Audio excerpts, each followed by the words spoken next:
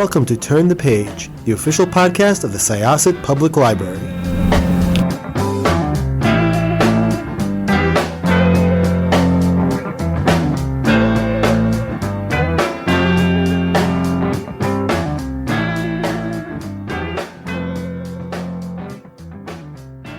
Hello, everyone. Welcome back to Turn the Page. I'm your host today, Jen, and I am joined by the author of an absolutely unputdownable book. This is such an exciting novel. I was just saying I'm like 75% of the way through it, and I stopped myself, so I can't reveal all that much about where it goes. And I am so excited for this. So welcome to the show. Could I ask you to introduce yourself and your book, please? Hi, I'm McCormick Templeman. Thank you for having me. My book is called Atlas of Unknowable Things, and it's sort of a horror mystery, novel. I'm so bad at explaining my own work. It's really hard. I mean, there's a lot going on in this one too, so I can get why it's hard to sum up like in one nice little neat sentence. So before we get into the book itself, I'd love if you could tell us a little bit about your journey as a writer and what brought you to this project. Okay, yeah. Well, my journey as a writer has been long and weird, I think. I've always written, like, even as, as soon as I could like write at all, I was making up stories, and writing was just like my escape and my thing. And I've gone on some other different paths. I was an acupuncturist for a while. I've also been in academia, and all of those things do like inform my writing. This specific project, in its like current iteration, it was really born in the pandemic, and then revised sort of here and there, and yeah, then just kind of came into the form that it is, like, I guess 2 years ago when I Thanks. told. Could you talk a little bit about what you researched? I'm really curious about, in general, like how do you go about when you spend so much time researching something? How does it then get like metabolized into fiction? Yeah, well, that's right. The thing with research and fiction is like the danger is you get so excited about all the stuff that you're researching that you put way too much in, and then you're like, okay, like nobody actually cares about the minutia. Like if they did, they would be reading the actual history book that you were using to research this. Instead, you have to sort of like have it all serve the plot or all serve like characterization or whatever. But the research part is sort of my favorite. Well, it's one of my favorite parts because you just get to just sort of play and open up your mind and like learn all these new things. And specifically for this, all the stuff with like Joan of Arc and Margaret Murray was all totally like new to me. And as I was reading, it was like stuff that I already had going with the plot. It was just sort of expanding and crystallizing and making me realize that like almost like the book already existed and I was sort of like teasing it out and of the whatever the astral plane or whatever, and creating it into an object. But like all the research that it went into it really, it just felt like so fun to do. But then in the actual, once you're actually doing it, then you have to cut and cut and cut and cut because I would get a little too blabby. That is really hard. And I remember from, not having ever written a novel, but writing a dissertation, sometimes like when you're researching a particular little factoid or nugget will be so interesting and so hard won, like it was so hard to find that little piece of information that like you really want it to be in there just to show what you did. So that is, I imagine like a lot of really hard choices you have to make. Yeah, I mean, and so like it's because you really are the thing that my character is, in the book, that I'm sort of pretending to be as I create her. You have to be patient. There's like a patience and a grounding in reality, obviously, that I don't have to follow. Although most of the facts, like 99% of the facts in the book are true, but then, sort of employed in fun ways that I want to use them. Whereas I imagine if you're actually doing the real research, there's a lot of like downtime and patience, and I imagine. A lot of impatience, I would say. Maybe ideally there's patience, but I was not good at that part. So.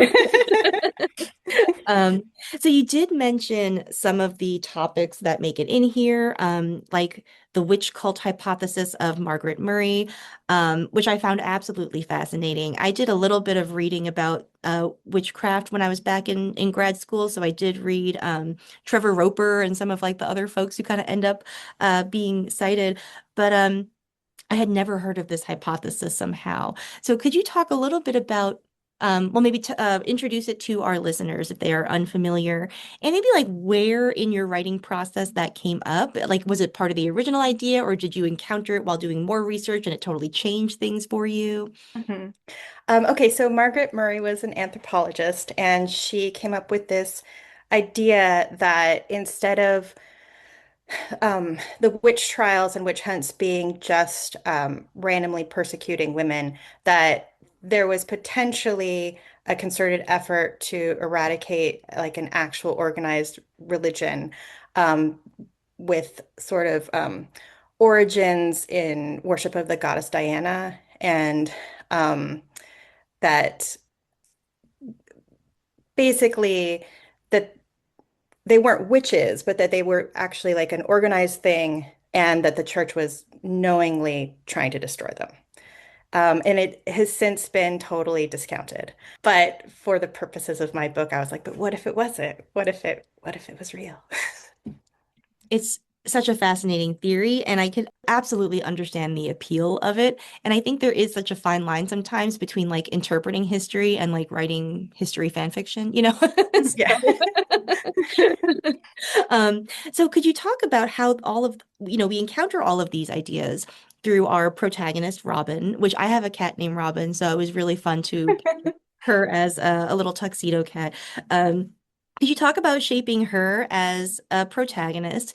She does sort of, she perfectly captures that like obsessive spirit that is like necessary, to do this sort of research. Like you have to be relentless and you have to be dogged and a little bit stubborn. So yeah, talk a little bit about her as like the lens for introducing all these ideas to the reader. Yeah, well, oh, I forgot to answer the second part of your previous question, which is when did the witch thing come in? Which Mm. is, again, during the pandemic. I actually had kind of a draft, but then I was listening to the Yale Open Lectures, like history lectures, and that's actually where I don't even remember which lecture it was, but that's where I first heard it, and I was like, "Wait, what's this? I got to go look it up." And then I was suddenly like, "Oh, this is my book. This, yeah."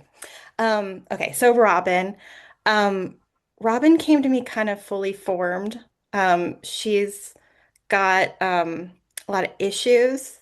I sort of identify with some of them and don't with others, but she has been wronged at the beginning of the book. And so she's sort of driven by a desire to sort of undo the wrong that has been done to her and reclaim her sense of identity and sense of self as an academic and a historian.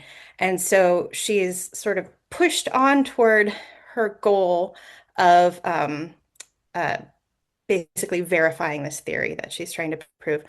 Um, because of intellectual curiosity, but really there's this deep emotional drive that pushes her into the situation that she maybe would not have gone into otherwise, and also makes her stay, I think, a little bit longer than she normally would have. Yeah, the concept of a revenge dissertation is really great and totally valid in this situation. Like, I won't reveal what has happened, but I literally gasped out loud because it is the academic's worst nightmare, pretty much. So, and everything that follows is absolutely, 100% on board, like with her motivation for all of this. So, so that brings her to Hildegard College, and I'd love to know about designing the college, as it were. Um, you get that balance of like welcoming yet ominous really perfectly, and that's really Yeah. important for a story like this because you have to understand like why they're hesitant, but also like why they're not leaving. So yeah, talk about building this college. So actually, the whole college came to me in a dream, and the whole book actually originally did. Like the flavor of it, not the plot, but the flavor, the characters, the setting, all came to me in a dream. And then, yeah, like writing, it was just sort of exploring whatever part of my brain had given me that dream. Um, but the what you mentioned about being welcoming versus not welcoming, that's I really have to credit my editor, Pete Wolverton, because I feel like we like a bunch of the revision process was him being not welcoming enough, too welcoming, more welcoming, not welcoming enough, like um and kind of trying to get that right. Because, I could feel what Robin felt, but making sure that this was um telegraphed to everybody, this sort of that line of like wanting to belong and get to know these people, but also you're like a little bit like there's little red flags maybe throughout that you're kind of trying to ignore, but you are processing. Yeah. And academia is such a good setting for doing that, because like even at a normal college or university, everyone is a little bit quirky and weird and maybe like a little like prickly around the edges. And it's a very hierarchized system while also being about, liberation and expanding your mind and all like it is a contradictory place to be in a lot of ways. So Yeah. Yeah, and academics are all people who have like fixated on their thing and they're totally obsessed with it. And it makes people very interesting, but also maybe not as when you get all of them together, it can be a little confusing. yeah. Because it's a very closed world too, like we hear a lot of talk about the ivory tower in a sort of like derogatory way, but I think that there is sort of like there is a bubbleness to it, where sort of like the stakes of an academic job are so different from the stakes of like a lot of Mhm. jobs. And I imagine that like one of your big tasks was like to convey to people not familiar with like academic hiring, like how hard it is to get a job, like when this is like the life you've pursued. So, Right. Yeah. I'd love to know a little bit more about building out your supporting cast of the other researchers and professors that Robin encounters at Hildegard. Do you have a favorite supporting cast member? I am a huge fan of Finn, and in my head, he's Bowen Yang in the film version. So, yeah. Yeah, I could see that. Yeah, I mean, so I like really love all my characters. Even like when I don't like them, I like how I don't like them, you Yeah. know? So I mean, and I love Finn, but honestly, I love Lexi. She makes me laugh. And she's the one when I would write her, I actually would never have any idea what she was about to say. And I'd be like, oh. And she's very not like me, I think. So I was always like kind of excited about what was going to come out of her mouth. Um, but yeah, I most of the characters just kind of showed up. Um, in the original draft, there are actually two other characters that my editor also had me sort of weed out, which he was right. But because it was actually too cluttered because I was trying to be like, well, there wouldn't be this few people. Like usually, like in academia, like, it feels closed and it feels small, but like there's a bunch of crazy characters on the outskirts. But he was like, let's just narrow it in. And I was like, yeah. And it makes for a very claustrophobic environment too. When Robin enters into, this like small coterie of professors who are all super close and like maybe a little codependent, like there's definitely like some weird stuff going on. It gives it that sort of like, what am I trying to say? Like I think it gives it like this sort of almost like cult-like atmosphere that I think is present in real academia too. It's sort of Yeah. like you have to have total buy-in or like goodbye. Yeah. Yeah. I loved hearing that like dreams played a role in your writing process because they feature in the narrative as well. And it makes total sense that like for how I'm imagining the campus in my head, that like it feels very dreamlike, like the sort of like the rows of little cabanas, like feels like that sort of surreality that like you get from dreams. I guess like, you referenced earlier that you are playing with a lot of different genres and a lot of different like of the expectations and strategies and tropes that come from those genres. A lot of that is sort of like an academic mystery on top of like the horror gothic elements and the sort of other elements. What's your approach to pacing and how that relates to like parceling out information and answers, if that makes sense? Yeah. Yeah, I was actually just talking to another writer about this, and I was saying like sometimes that I write something, well, most things I write have a mystery element. And usually, like, I will know like ultimate solutions and I'll know like a couple of midway solutions, but I'll actually just sort of go along with the character and sort of find the clues and be like, what does this mean? And it's very experiential when I write. And then I don't really, I think about pacing in sort of the first third as I'm writing it, but then after that, I just sort of experience it. And then once I have a draft, I go back with my like editor brain on and look for pacing, look what's working, look what's not working. But if I bring that in too soon, then I can stop some of the like sort of what seem like tangents that I'm going on that actually end up being the real heart of the book, but they don't seem like it as I'm drafting. So yeah, I'm a real like you can always fix it later kind of writer.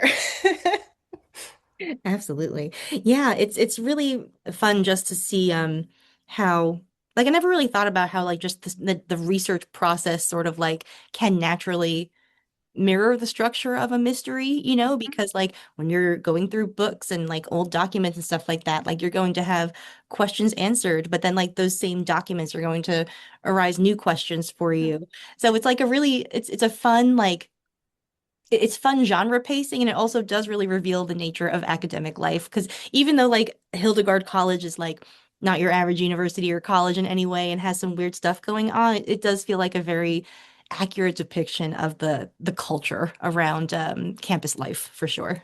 Right, that feeling. Yeah, this is actually something that I wanted to sort of bring the reader into. Is like the sort of fun of doing the research, the fun of feeling like you're sitting with Robin doing the research. But then also all the other professors, they're off doing their stuff during the day, and then they all kind of get together at night and get drunk or whatever. But like the feeling of everybody's just like involved in their small little like mentally focused world that's only their own. I sort of wanted to bring the reader into how fun that could be. 100%. And I think it captures like that like weird paradox of being either in grad school or like an academic of like you are probably one of like a dozen people who knows what you know on a given subject and you are like acclaimed and respected and all this stuff, but like that is accompanied sometimes by like a sort of arrested development, because you put parts of your life on hold to achieve that thing. Absolutely. Absolutely. Yeah. Yeah. And then there's people out in the world, you meet them and they're like, you do what? Yeah. Why do you care about that? And you're like, I don't know. Yeah. I just do. Too late to stop caring about Yeah. it.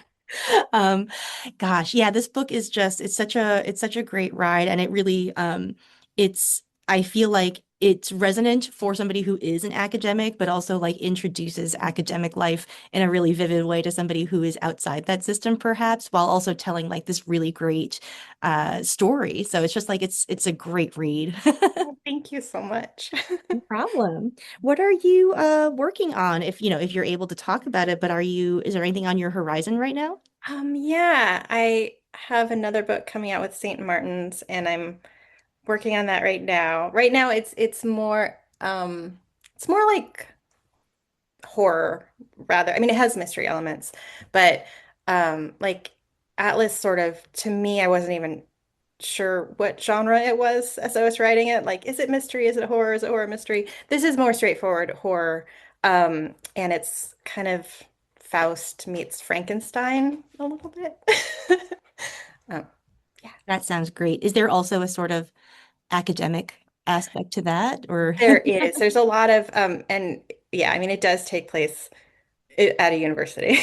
But and it's medical focused. Ooh, So excellent. Well, I look forward to that and I wish you happy writing and thank you again for taking the time to talk to us. thank you so much for having me. This has been awesome. Thanks. All right, listeners, please check out the Atlas of Unknowable Things. It's out in the world right now as we record, and it will continue to be out when you hear this. So please go to your favorite bookstore or library or website, wherever you like to go for books. Do you have a place that you like to send people for books? Well, if you're in Portland, you should go to Powell's.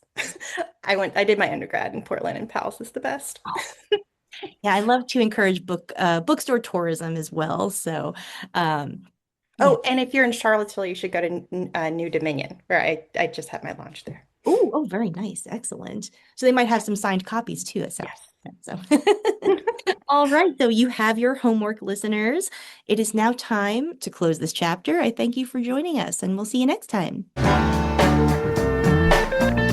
It's time to close this chapter of Turn the Page. Join us for the next episode.